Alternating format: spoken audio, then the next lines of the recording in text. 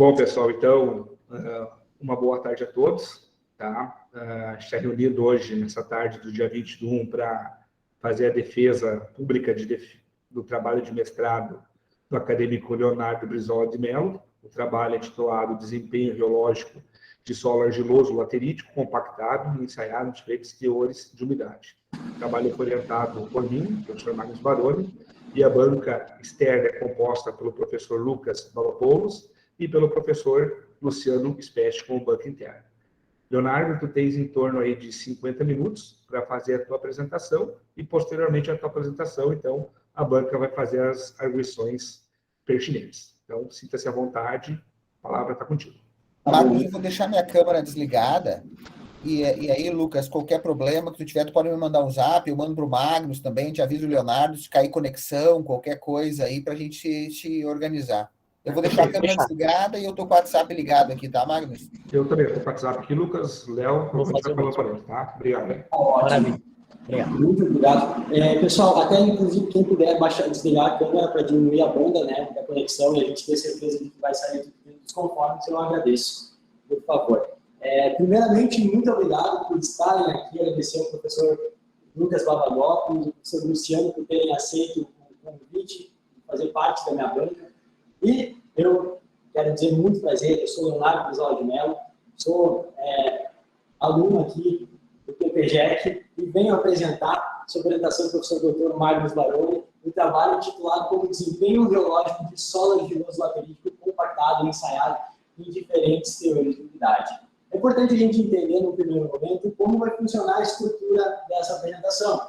Vou trazer a primeira introdução, como a gente chegou na ideia do tema, por que a gente decidiu prosseguir, qual é efetivamente a justificativa para nós estarmos pesquisando acerca desse assunto, o objetivo geral e os seus objetivos específicos. Em seguida, eu trago os temas que foram abordados durante a revisão bibliográfica, todos os temas que foram importantes para que nós pudéssemos consolidar a nossa ideia, a nossa estrutura de trabalho e de projeto. Logo depois, eu mostro como foi a metodologia de decisão de material, qual material foi utilizado. Em seguida, eu apresento os ensaios, as geometrias que nós utilizamos durante os ensaios e, posteriormente, como efetivamente foram executados esses ensaios. Para aí nós discutimos os resultados que obtivemos durante o decorrer dessa longa jornada e, posteriormente, as considerações finais e conclusões. Tá bem? Primeiramente, nós temos que entender que é sabido que toda análise em mesoescala ou macroescala tem grande influência advinda da microescala. E por isso a gente vem com a ideia de analisar o conjunto, o contexto, o desempenho micromecânico de solos compactados em diferentes teores de umidade. E através dessa análise vai ser feita através dos ensaios de geometria. Como eu já confirmei para vocês, a geometria ela tem um grande potencial de correlação, de ligação com as análises em mesoescala. Análises que já são tidas como fundamentais dentro das propriedades dos materiais que são destinados à pavimentação.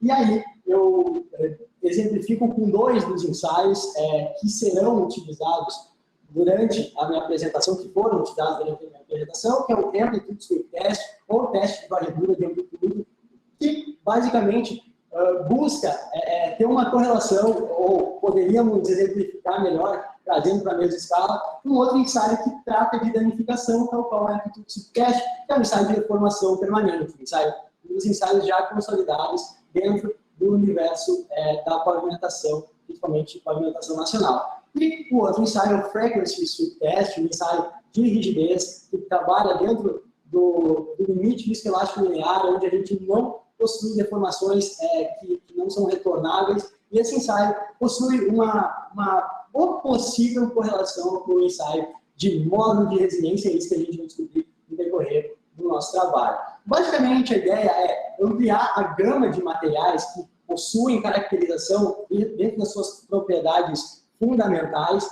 A gente observou que havia poucos estudos acerca desse assunto de geologia em solos e principalmente quando nós tratávamos de geologia de solos voltados à pavimentação. E aí a gente vem com essa ideia justamente não para substituir qualquer um dos ensaios que já são executados em mesma escala, que já estão consolidados dentro da literatura, mas sim como uma nova, uma possível análise prévia, um ensaio que seja viável de um outro segmento para a gente ter uma análise fundamentada ainda na escolha de materiais. A gente vai mostrar isso. A rheologia basicamente busca tratar do comportamento dos materiais em escala microscópica, através do seu comportamento viscoso, elástico e plástico. E com o surgimento dos novos mecanismos de análise das rheologias, nós temos a possibilidade de tratar de dispersões conjuntos com menores teores de umidade. E é justamente aí que nós buscamos entrar com o nosso trabalho.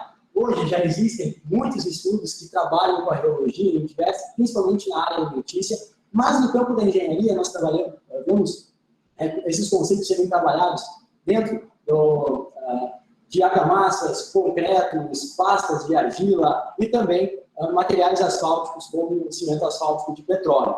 Em relação ao solo, durante a nossa pesquisa, nós encontramos que a grande maioria dos estudos geológicos de solo estão voltados para a área de mecânica dos solos agrícolas, como é o exemplo do trabalho de PET em 2015. E aí a gente encontrou, na verdade, não encontrou, viu que há uma carência de estudos que possam envolver solos compactados, solos destinados à pavimentação. E aí a gente entra com o intuito de entrelaçar o comportamento em mesoescala e em microescala.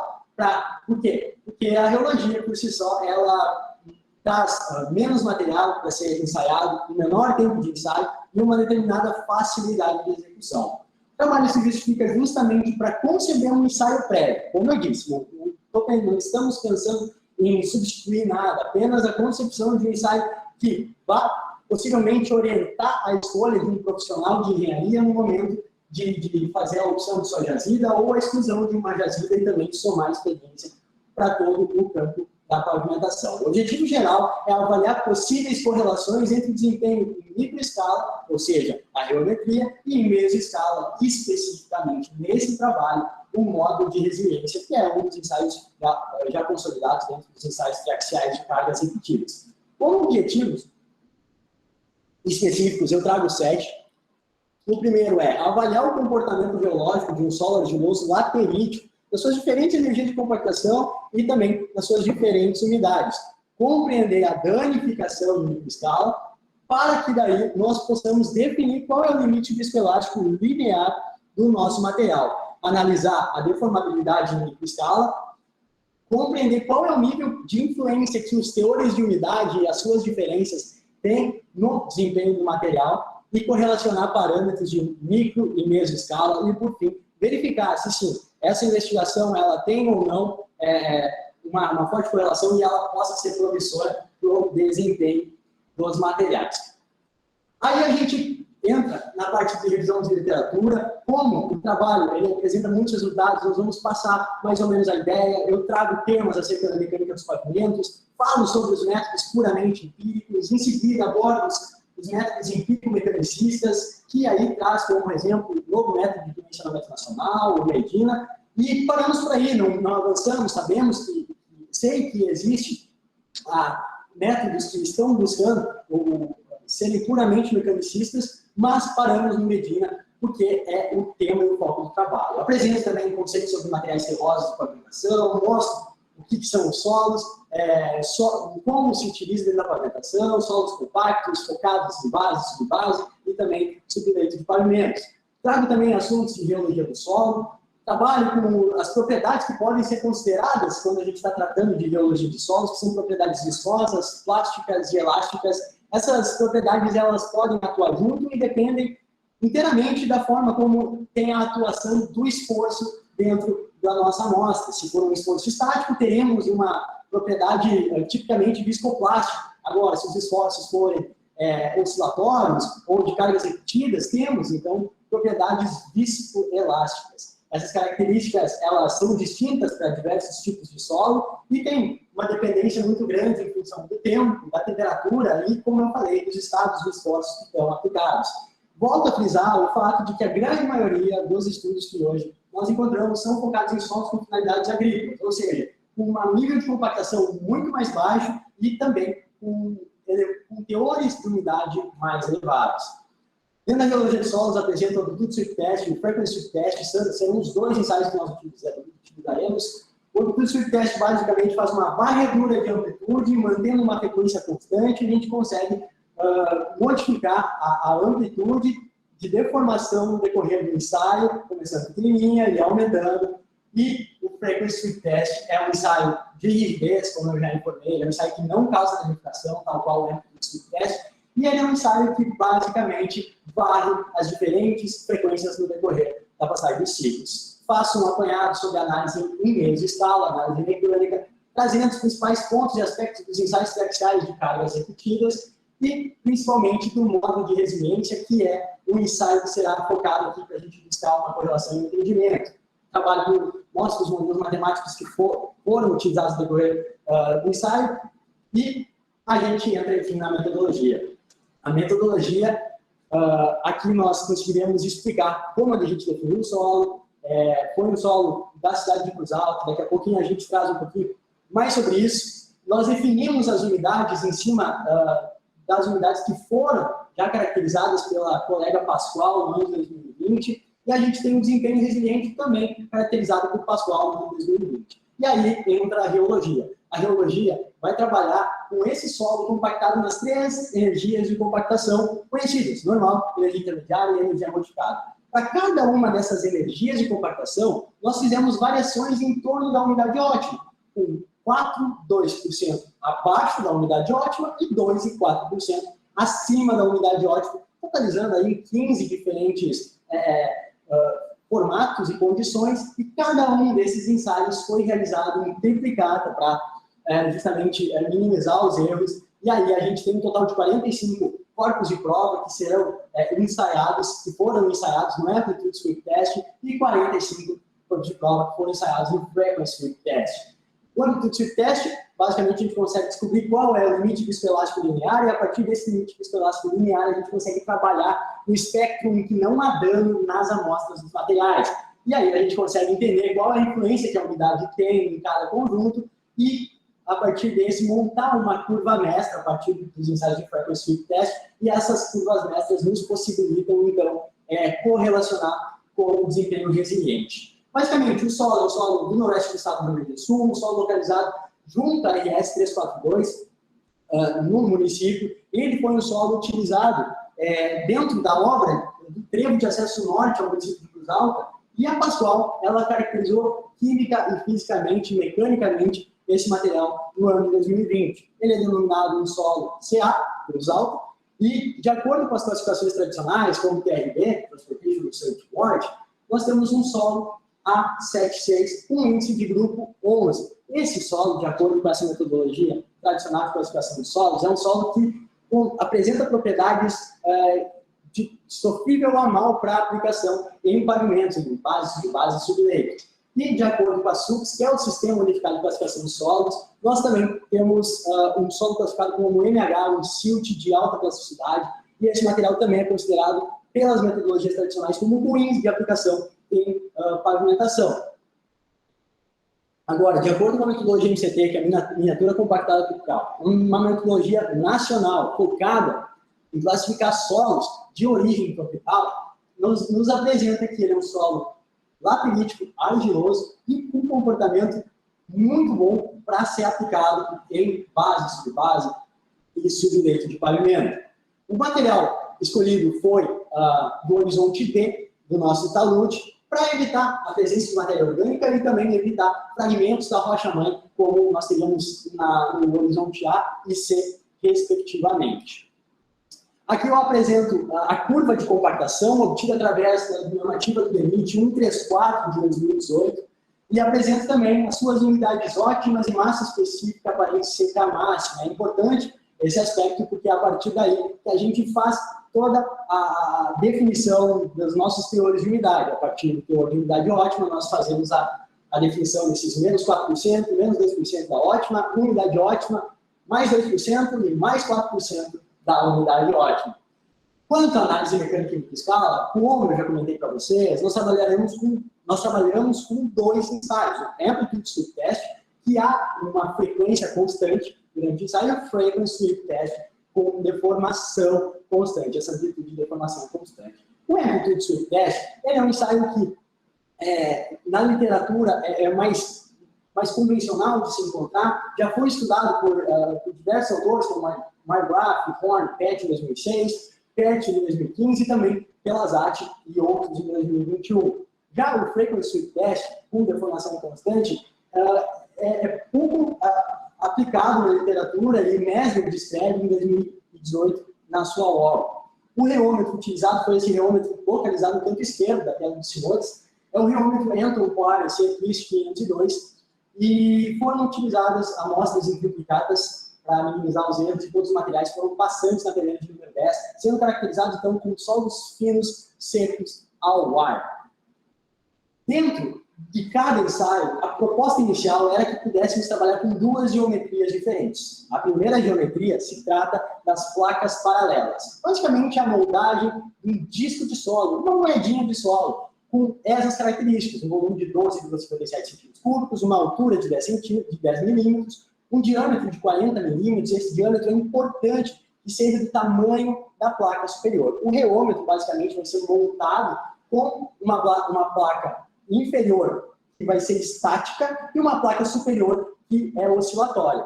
E o trabalho do reômetro vai ser, efetivamente, oscilar de acordo com a passagem dos cílios. Isso causa um esforço de cisalhamento na amostra. Portanto, é importante que a amostra tenha o diâmetro da placa superior para evitar possível relação com a quantidade excedente de solo. Esse material foi compactado dessa forma, foi feito um cilindro metálico, vazado nesse cilindro metálico, coloca-se o solo a fim de atingir a massa específica aparente seca de cada uma das energias de compactação, e aí a gente faz a compactação, colocando um cilindro compactador e compactando dentro dessa prensa estática, e aí, no mesmo dia, a gente faz o ensaio. A força normal aplicada começou em 1 Newton, e aí eu vou explicar para vocês como a gente chegou até a tentativa de 40 newtons, tal qual Rosenbeck e Horn em 2010 nos mostra. Já a segunda geometria é a torção de barras sólidas, chamada de PB. São basicamente essas bigotinhas que os senhores podem observar no canto direito da imagem. O volume dessas bigotinhas é de 12,7 centímetros cúbicos, uma largura de 10 milímetros, uma espessura de 5 milímetros e uma altura de 54 milímetros. Aqui, diferente da primeira geometria, nós temos um gap de 40 milímetros diferente do tamanho da nossa altura. Isso se dá porque agora nós não apenas temos o posicionamento em cima da amostra da nossa placa. Agora, esses ganchos consomem uma parte da altura para que possamos prender a amostra. Então, a altura, o vão livre de ensaio que vai ser executado dentro da amostra é de 40 milímetros e a força normal aplicada foi de 1 Newton, tal qual Zatti e outros em 2021 também aplicaram. É importante salientar que todas as amostras passaram pelo crivo de analisar se a variação máxima da massa específica aparente seca foi de até 0,5% e a variação máxima da umidade que iria se chegar foi de até 1%. Isso é importante para a gente homogeneizar as nossas amostras e evitar que os resultados fossem muito dispersos por conta de erros básicos de execução do ensaio. O Amplitude Sweep Test, que é o primeiro ensaio, ele é um ensaio de danificação, é um ensaio que vai nos permitir, basicamente, a gente definir o LVE, que é o limite viscoelástico linear. Primeiramente, nós posicionamos a amostra, aplicamos o esforço normal e 30 segundos após o repouso, a gente inicia o ensaio. Importante que a placa inferior esteja sempre numa temperatura constante de 20 graus Celsius e a variação de amplitude, nesse caso, vai ser de 0,0001% a 100%, com uma frequência angular constante de 0,5 Hz, em torno de 100 pontos aí de aplicação desses carregamentos, totalizando em 13 minutos de ensaio para cada amostra e 45 amostras para cada uma das geometrias apresentadas anteriormente, tanto PP quanto PB. A partir do Shear Strength, que é a nossa amplitude de deformação, do Shear Stress, que é a nossa tensão cisalhante, e do ângulo de fase, nós conseguimos captar e entender e retirar as propriedades de G', que é o storage modules ou o módulo de armazenamento, G', que é o loss modules ou o módulo de perda, e G', que que é o nosso complexo módulo complexo. Através do Compass, que é o software utilizado, nós também realizamos um ensaio de frequency test, as características, as mesmas, com 20 graus Celsius no trecho estacionário, depois do carregamento, 30 segundos de repouso, e aí sim, uma variação de frequência de 0,1 a 30 Hz, e aí o LVE, que a gente conseguiu definir através do Amplitude Sweep Test, aplicado como amplitude de deformação máxima ao redor, em cima de 30 pontos de carregamento, que resulta em 7 minutos de ensaio e 45 amostras nesse ensaio. Okay? Da mesma forma, os mesmos shear strength, shear stress e phase angle são possíveis retirar o G', G2' e G asteriscos para daí a gente montar a nossa curva mestra.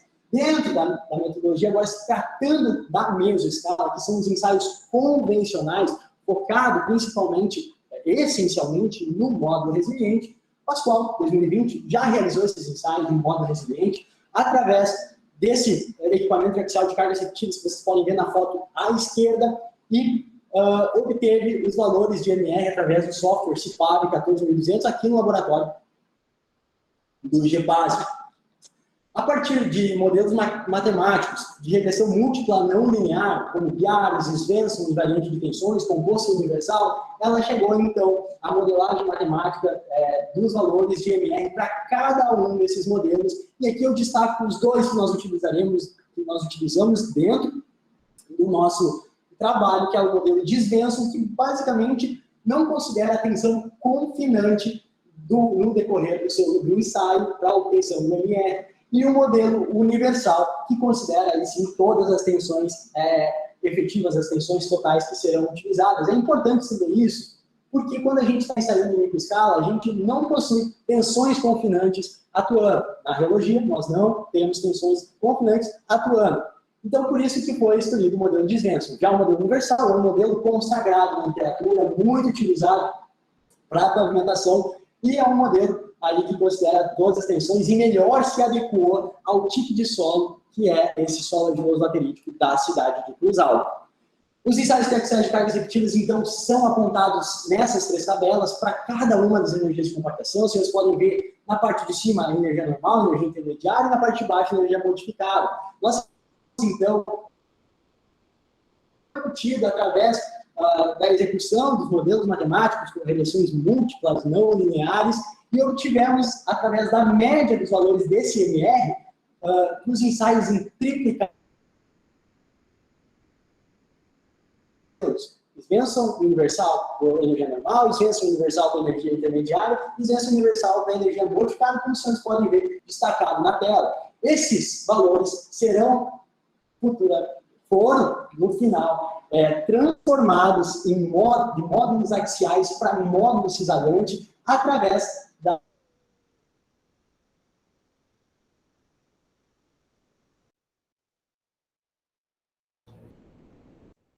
Deu uma travada aí, Luciano? Deu uma travada. Para mim travou também. Eu achei que fosse Eu não escuto. Parou. Travou o Deu Leonardo. duas, se ele travar, e travou, né? Isso aí. Acho que foi só ele mesmo. Tá travado ainda, Magnus. Aí eu vou avisar ele e já volto com o seu segundo. Tá bom. Vou na sala.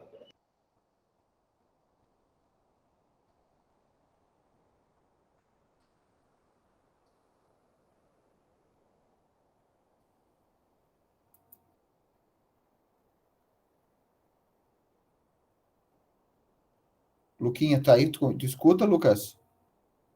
Perfeitamente, Luciano, tô aqui. O problema não é nem no laboratório, porque o Magnus está lá, acho que tem outros alunos que estão lá também, está funcionando. Não sei nem o que pode ter acontecido. Talvez o computador. Ó, perdemos até a... acho que deve ter sido o computador, alguma coisinha lá que aconteceu. Ele vai sair e vai entrar de novo aqui, tá? Já resolve. Não, tu tá na universidade, Magnus? Eu tô.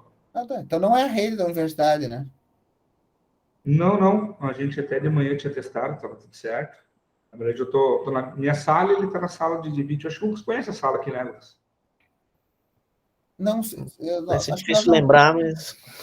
na verdade, acho que o Lucas, quando teve aí, né, Lucas, nós não tínhamos a sala de vídeo ainda, Magnus.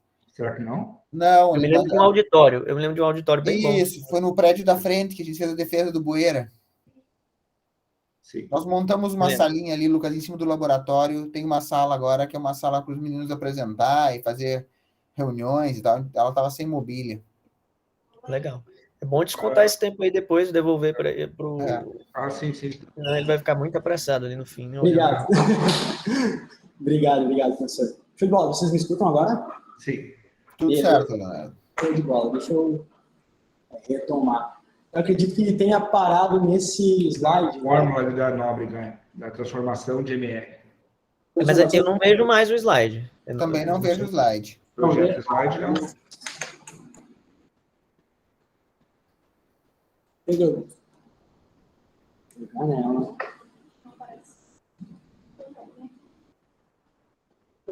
Senhores, agora é possível? Agora voltou, era isso mesmo. Isso aí, perfeito. tudo certo. Toca a ficha aí. Tá ótimo, então. Retornando, basicamente aqueles valores que nós tínhamos de MR, eles foram transformados em módulo cisalhante, de módulo axial para módulo cisalhante, através dessa fórmula apresentada por Nóbrega em 2003. Então, a gente entra dentro da análise de resultados, essa apresentação da análise de resultados, onde a gente vai dividir por cada um dos ensaios. Primeiro, começamos com o ensaio de Amplitude Sweep Test, que é um ensaio de danificação. Esse ensaio de Amplitude Sweep Test foi executado, foi pensado para ser executado nas duas geometrias e começamos com um dispositivo de placas paralelas ao PP. É um ensaio que, basicamente, já está consolidado dentro da literatura. A grande maioria dos estudos de geologia em solos focam nesse tipo de ensaio, e aí a gente se deparou com um grande problema.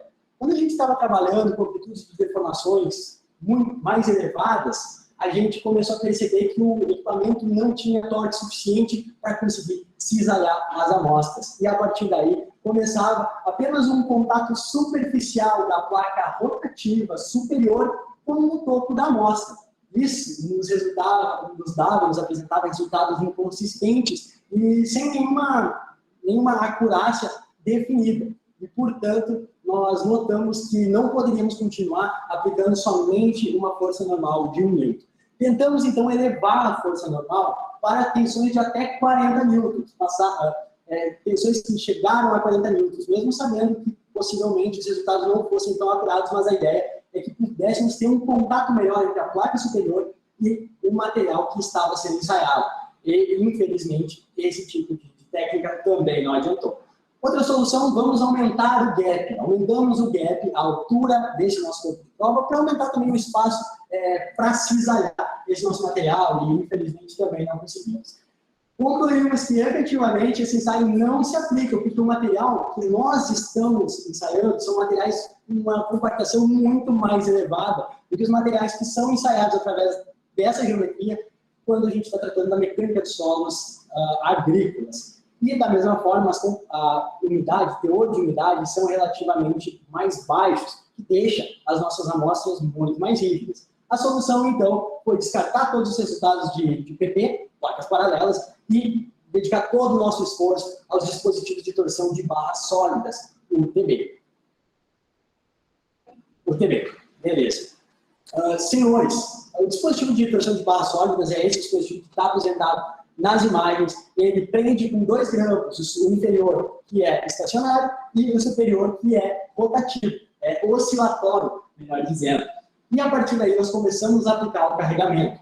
Quando nós iniciamos na variação da amplitude de deformação, o corpo de prova ele tende a apresentar um aumento de rigidez. Esse aumento de rigidez atinge uma rigidez máxima, e a partir daí há um decréscimo, não acentuado, mas bem pequeno. Quando a partir daí começa a aumentar a amplitude de deformação, e essa amplitude de deformação começa a gerar microtrincas internas no nosso corpo de prova. E aí a gente começa a ver um decréscimo da nossa curva de rigidez. Com esse decréscimo da curva de rigidez, a gente começa a observar, além disso, o aparecimento de trincas externas, macrotrincas, até que o corpo de prova se rompa completamente, acabe o contato total entre a parcela superior e a parcela que está sendo rotacionada e a parcela inferior, que é estática. E a gente pode observar nesse conjunto de gráficos. Aqui nós temos os 5 conjuntos para 5 diferentes unidades ensaiadas, quando a gente compara entre energias de compactação. Agora eu vou dar um zoom em cada um deles para a gente entender o que efetivamente aconteceu quando a gente está trabalhando com ensaio de amplitude subteste e do complexo módulos em função de cycles, ou seja, em função do número de ciclos que está sendo submetido a essa amplitude de deformação. Inicialmente, a gente observa que quanto maior o grau de compactação da amostra, mais rígido tende a ser a nossa amostra, ou seja, a modificada se apresenta bem acima, a intermediária abaixo e a normal ainda mais abaixo. O comportamento é característico, como eu já expliquei, começa com uma rigidez. Essa rigidez vai elevando até atingir um topo máximo, uma rigidez máxima, um complexo módulos máximo, e esse complexo módulos vai decrescendo, até que por volta de 3 centésimos ciclo, entre 200 e 400, a gente já começa a perceber que a queda ela começa a ser mais brusca. Isso aí é indicativo de que há microtrincas externas. A partir do 4 centésimos ciclo, a gente começa a observar que essas trincas já estão visíveis, são macrotrincas, e logo depois há o rompimento. E esse rompimento leva justamente a contatos eventuais entre as parcelas superiores e a parcela inferior, o que dá esse estranhamento no final do ensaio. Basicamente, o que eu falei, eu destaco nesse resuminho aí, e finalmente, ali nos últimos ciclos, a gente não tem contato nenhum, portanto, a rigidez apresentada e obtida é 0. Já o AS da WOT-2, ou amplitude subteste montado a menos 2% da unidade ótima, para cada uma das energias de compactação, a gente já percebe que há uma desaproximação da energia intermediária em relação à energia modificada. Isso sem contar que, naturalmente, o valor de rigidez ou de complexo módulos é ainda mais baixo do que o apresentado anteriormente. Por quê? Porque a umidade é um pouco mais elevada. Concordam comigo que quanto mais elevada a umidade, maior é a tendência da rigidez diminuir. Portanto, ela é menos elevada do que o ensaio anterior, mas a energia intermediária vai se aproximando da energia normal. Aqui um resumo, eu trago um resumozinho, a gente vê que em relação à energia normal, o AS menos 4% e AS menos 2%, há um decréscimo de 58,4%, enquanto para a energia intermediária, há um decréscimo de 48,7%. Tratando-se da energia modificada, a gente só tem um decréscimo de apenas 21%. E aí a gente vê essa desaproximação, desse afastamento da curva de energia intermediária da energia modificada. Em seguida, a gente trata dos ensaios realizados na unidade ótima. Esses ensaios, a gente percebe ainda assim uma aproximação da energia intermediária em relação à energia normal, um decréscimo da sua rigidez, que vai ser apontado nesse resumo, com um decréscimo de apenas 2,1% na energia normal, de 33,7% na energia intermediária e um total de 37,5% da energia modificada. Então, a gente vê que, basicamente, está quase no meio das duas curvas. A energia modificada se mostra, nesse caso, nesse ensaio, umidade ótima, mais suscetível à variação de rigidez. Senhores, se tratando da energia do material compactado a 2% acima da unidade ótima, a gente anota que há uma aproximação ainda maior da energia intermediária do comportamento da energia normal. E aqui eu trago um resumo, há um crescimento acentuado da rigidez do solo compactado na energia modificada, só que isso a gente consegue perceber que o LVE vai provavelmente se aproximar ainda mais dos maiores ciclos, da maior amplitude de deformação no caso. E a gente percebe claramente a formação de um gap, esse gap final, que é onde há o rompimento da amostra e a falta de contato entre o nosso material. Okay? Quando se trata da diferença de energia de compactação no maior teor de unidade, ou seja, 4% acima da ótima para cada um, a gente percebe, então, que o comportamento da energia intermediária é muito próximo da energia normal. E aí, os senhores podem perguntar, como está tão distante? Olha, se a gente olhar pelo espectro total, a gente pode ver que os valores de complexo módulos mudam de escala, e Então, eles não estão tão distantes como as outras amostras, mas efetivamente, ainda o comportamento da energia intermediária é muito próximo do comportamento da energia normal. Senhores, menor rigidez entre todos os materiais por conta do excesso de teor de água no material, é um material muito delicado de se ensaiar, e aqui também tem ponta semelhança. E se tratando do mesmo ensaio, agora analisando o G', que é o Storage Model Zero Strain, que é a amplitude de deformação cisalhante na energia normal, as suas diversos teores de unidade, agora a gente consegue definir quais são os nossos limites viscoelásticos lineares. Se nós dermos um zoom bem na parte inicial, a gente consegue perceber quais são os limites viscoelásticos lineares. E os senhores podem estar se perguntando, Leonardo, como o senhor definiu isso? Definir a partir da rigidez máxima, do storage modulus máximo, com uma variação de 1%. Valor mais que 1% em relação ao storage modulus máximo, sai fora do nosso LVE. E aqui a gente vê algo bem interessante, como a energia normal compactada menos 4%, que a gente vê que o LVE não abrange o tempo inicial, o início, as deformações iniciais. Por quê? Justamente porque são tão baixas as deformações que, por vezes, o reômetro não tem capacidade de fazer a leitura com eficácia e eficiência dos valores de módulo de rigidez, de história de módulos, né, módulo de armazenamento. Da mesma forma, o comportamento a gente consegue observar, como eu comentei inicialmente, há um crescimento rápido no início até atingir a nossa rigidez máxima, depois um decréscimo por conta das fissuras internas, aparecimento de microtrincas externas, macrotrincas e aí o rompimento do corpo de prova. E aqui também a gente consegue definir qual é o LVE, o limite viscoelástico linear, o período de ensaio em que não há deformação, não há danificação na nossa amostra. Isso é importante para que a gente possa começar o Frequency Sweep Test.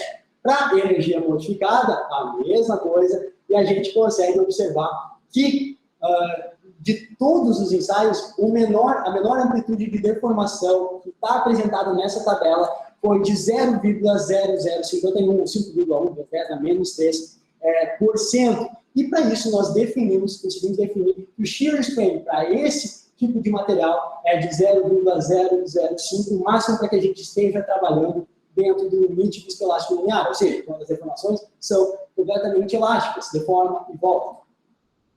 Aí a gente entra justamente no Frequency Sweep Test, que é o ensaio onde não há danificação das amostras, e sim um ensaio de rigidez. O Frequency Sweep Test, ele tem uma característica muito importante, que além de não haver danificação, então os senhores não veem um decréscimo no gráfico, e sim só um aumento de rigidez, a gente vê que inicialmente a rigidez ela cresce mais rapidamente, segue por um momento mais linear e finalmente atinge um pouco, no finalzinho, há um crescimento ainda mais elevado. Isso só não acontece quando a gente está trabalhando com maior teor de umidade, ou seja, a amostra mais úmida de todas as condições estudadas. E isso pode ser um indicativo, quando a gente vê a formação da nossa curva mestra, de que daqui a pouco, se a gente acrescentar ainda mais água, a gente possa ter um comportamento linear e não um decréscimo da nossa rigidez. Ou daqui a pouco, sim, um decréscimo da rigidez que a gente não consiga efetivamente nem realizar o ensaio. Quando a gente está tratando dessas curvas, a gente aplicou um shift factor, que é basicamente um fator de translado. A gente pega cada uma dessas curvas e translada sobre o gráfico nas diferentes frequências que nós temos obtido através da multiplicação do shift factor por frequency, e aí a gente consegue ter todo um estudo através das diferentes frequências, e assim a gente possa consolidar esse entendimento de relação entre MR e Frequency Sweep Test. E aí a gente apresenta esses valores de shift factor e também os valores de MR quando convertidos em módulos de cisalhamento. Nessa tabela, vocês podem observar que o MR é de 233,22 e quando a gente transforma em módulo cisalhante é de 80,42. Isso é importante dentro do modelo universal. E quando a gente transforma dentro do modelo de Svensson, que não tem a tensão confinante, a gente vê ainda uma diferença maior. Agora eu apresento a curva mestra com os pontos plotados, esses pontos de módulos de cisalhamento para cada um dos modelos matemáticos, em relação à curva mestra. E a gente consegue perceber que a relação não é tão boa, porque há um distanciamento. Por exemplo, o modelo universal, o módulo cisalhante, está 144% de diferença em relação à curva mestra. Se a gente aproximar, a gente consegue enxergar melhor. E quando a gente vai para o modelo de Svensson, a gente tem uma diferença de 61%, já mais próximo da nossa curva mestra. Agora, se a gente...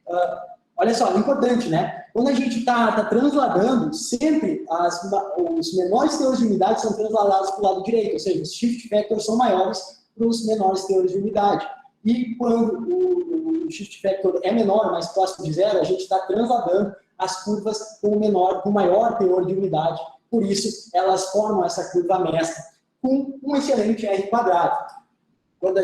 E aqui a gente faz uma verificação se o shift factor é efetivamente adotado, ele funciona, ele faz sentido para o nosso material. E aí o R quadrado próximo de próximo de 1 nos mostra que efetivamente eles fazem sentido. Aqui nessa curva, nesse gráfico, a gente consegue também verificar o quanto a umidade efetivamente atua na multiplicação das propriedades aí do nosso material. E quanto mais inclinada for a curva, maior vai ser a tendência do teor de umidade ser refletido na mudança de comportamento físico do nosso material. Quando a gente está tratando da energia intermediária, a gente verifica que o comportamento é tal e qual os demais, com exceção da IWO de menos 2%, que apresentou um comportamento inconclusivo, porque não há um aumento de rigidez final como das demais amostras. Aí a gente aplica os shift factors para cada um dos modelos, lembrando que isso vai fazer com que as curvas sejam transladadas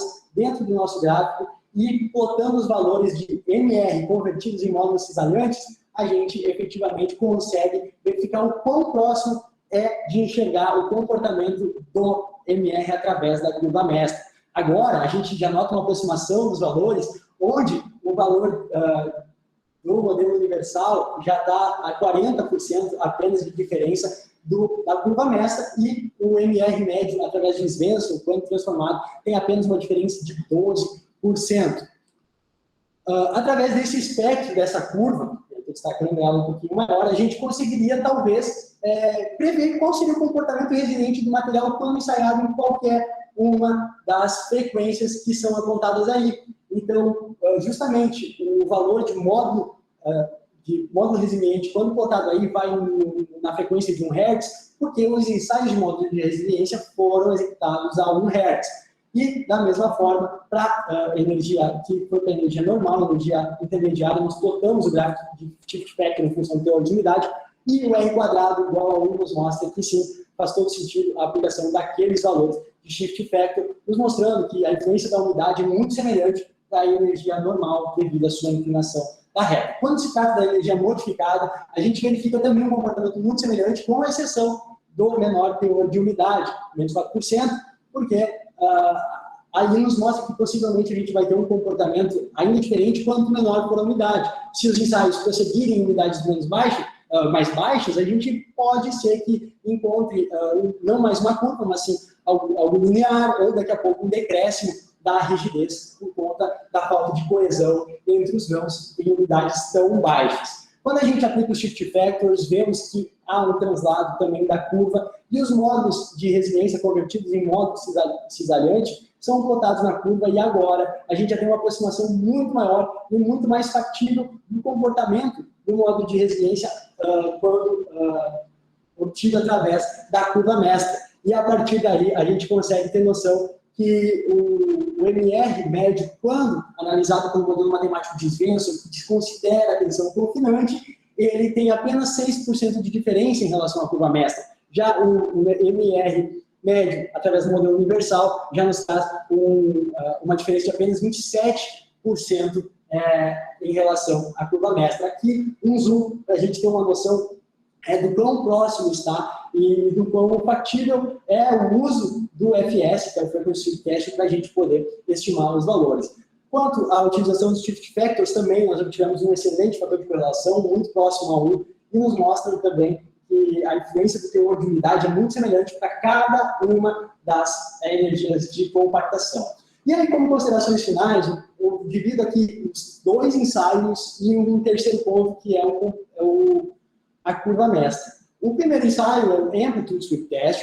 Quando a gente analisou do G asterisco, que é o módulo complexo em função dos ciclos, a gente viu que houve uma inviabilidade de execução através da geometria de placas paralelas. Isso por conta, essencialmente, do material ser extremamente compacto em relação aos estudos que já existem dentro da literatura, onde trabalham com solos focados para a pavimentação. Não era aplicável, estudos resultados, e foi diretamente focado nas barras de torção, as torções de barras sólidas. A gente verificou que o ensaio ele começa com uma elevação de rigidez discreta, até que atinge uma rigidez máxima, aí há um decréscimo de rigidez, até o aparecimento de fissuras internas, trincas internas, essas trincas se transformam em fissuras, essas fissuras progridem para macrotrincas, e aí a gente vê uma ruptura frágil, onde a gente tem aquele gap que a gente apresentou, e aí, por fim, a gente consegue perceber que quanto maior a teor de umidade, a energia intermediária ela se aproxima do comportamento do gráfico da energia normal. E tratando do gelinho Storage Model, ou módulo de armazenamento, em função da amplitude de deformação, ou deformação cisalhante, em porcentagem, a gente verifica qual que é o LVE através do comportamento. A gente verifica que a gente precisa de uma amplitude de deformação de 0,0005%, e para shear strains muito baixos, a leitura do reômetro é um pouco ineficiente, portanto, às vezes o LVE não vai pegar as amplitudes de deformações muito baixas, e após o LVE há uma tendência de redução da rigidez do corpo de prova, porque justamente naquele momento começa a trabalhar as deformações plásticas e não mais tão somente as deformações elásticas. Quando a gente está tratando de frequency sweep test, a gente verifica que inicialmente um aumento da frequência há um aumento da rigidez, G asterisco, complexo módulos, até que leva a um crescimento linear, um pouco constante, crescendo um pouquinho, e no final uma elevação bem considerável. Ponto 2 é que as umidades e compactações extremas, ou seja, a maior umidade na energia normal, que teria a menor rigidez, e a menor umidade na energia modificada, com a maior rigidez, nos proporciona uma noção de um comportamento, sabendo que possivelmente pode não seguir aumentando ou não seguir diminuindo a rigidez. E o ponto 3 é quanto maior o teor for de umidade, menor é o ganho de rigidez, exceto em MWOT+2, que apresentou aquele comportamento inconclusivo, porque efetivamente, com o decorrer do ensaio, não houve um ganho de rigidez tão característico tal qual houve nas demais amostras. Ponto 4, comprovamos então a suscetibilidade quanto à variação de umidade e energia de compactação, mostrando o quão importante é, dentro da obra, a gente dar atenção para essa variação de umidade e para a energia de compactação. Quanto às curvas mestras, então a gente percebe que o modelo de Svensson apresenta maior proximidade da curva mestra, e quanto maior a energia de compactação, G, que é o módulo cisalhante, transformado lá do MR, ele se aproxima ainda mais do G asterisco, que é o complexo módulos. Isso se dá, possivelmente, por conta quanto maior a energia de compactação, talvez a tensão confinante ela passa a não ser mais tão importante no ensaio, e não suscetibiliza tanto o material, porque ele está extremamente compacto. Agora, ponto 3, independente do grau de compactação, as amostras já são igualmente suscetíveis à variação de umidade. A gente viu lá no gráfico de shift factor em função de frequência. E aí, por fim, os valores de shift factor se mostraram sim plausíveis com R quadrados, aí da ordem de 0,99 e 1. Finalmente, senhores, os resultados foram sim satisfatórios, porque mostraram haver uma relação entre desempenho micromecânico e mesomecânico e ter uma relativa assertividade, além do fato de ser econômico. Tratar com menos material, menor tempo de ensaio e uma determinada facilidade. A gente teve alguns problemas na execução e a gente consegue identificar algumas condições de contorno, como, por um exemplo, os ensaios em microescala que são realizados sem a ação de uma tensão confinante, diferente do que acontece em ensaios de mesmo estado. Isso sim é uma condição de contorno. Outra condição de contorno está em cima do valor de coeficiente de Poisson, que foi utilizado mesmo para todas as amostras, e assim pode ter realizado uma conversão não tão assertiva do modo resiliente para o modo cisalhante. Isso é importante a gente analisar. E, como sugestões de trabalho futuro, a gente traz aí como trabalhar com diferentes unidades dos MRs, essas mesmas unidades que foram propostas, modos de resiliência com essas unidades. Ponto 2, aumentar o espectro de unidades, ou seja, colocar mais água, maior teor de unidade ou menor teor de unidade, e a gente vê como que aquela curva final, na curva mestra, vai se comportar. Terceiro, ampliar o número de materiais, não tratar somente de solo arenoso laterítico, isso, aumentar o número de banco de dados através do solo esforço, do solo arenoso, dependendo também da coesão que vai ter o material, isso vai ser possível moldar. E, por fim, comparar ensaios de danificação em micro, no caso, amplitude subteste, com mesma escala, no caso da informação permanente. É uma das minhas sugestões. Quero agradecer a todos que estiveram até agora presentes aqui. Muito obrigado, Universidade Federal de Santa Maria, pela oportunidade de estar com vocês. O PPGE, o Programa de Pós-Graduação em Engenharia Civil da UFSM, o GEPAD, nosso grupo de estudo e pavimentação, pesquisa e pavimentação e segurança viária, a CNPq, que possibilitou estar com bolsa durante o período da minha pós-graduação e também o Laboratório de Materiais de Construção Civil. Muito obrigado, senhores.